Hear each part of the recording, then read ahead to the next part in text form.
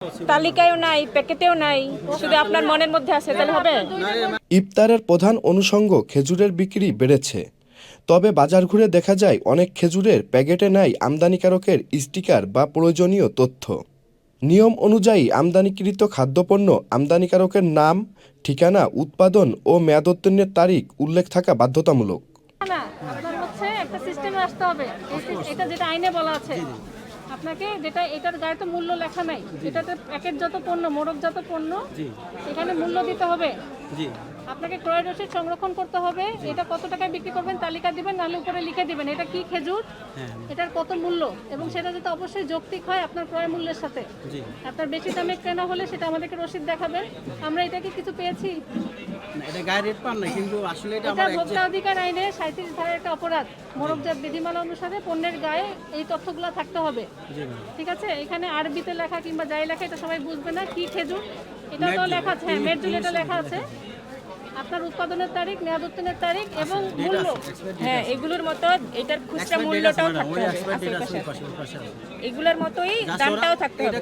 অথচ স্টিকারবিহীন এসব খেজুর প্রকাশ্যেই বিক্রি হচ্ছে বিভিন্ন দোকানে। ফলে পণ্যর উৎস ও মান নিয়ে তৈরি হচ্ছে অনিশ্চয়তা। ভোক্তাদের অভিযোগ, সঠিক তথ্য না থাকায় তারা নিশ্চিত হতে পারছেন না পণ্যটি নিরাপদ কিনা। সরকার নির্ধারিত মূল্যের চেয়ে বেশি দামে পণ্য বিক্রির অভিযোগে তাৎক্ষণিকভাবে 2000 টাকা অর্থদণ্ড করা হয়। আপনার যেটা নির্দেশনা আপনি এটা পালন করেন, এটার মূল্যটা আপনি এখন মূল্য তালিকায় দেন, মূল্য তালিকায় একটা বোর্ড বানান, যতক্ষণ না হচ্ছে এটার পরে দিতে হবে। আমরা কি এটা পাইনি? এটা একটা অপরাধ হয়েছে। আপনাকে আজকে সতর্কতামূলকভাবে যেহেতু প্রথম রোজা 2000 টাকা জরিমানা করা হলো।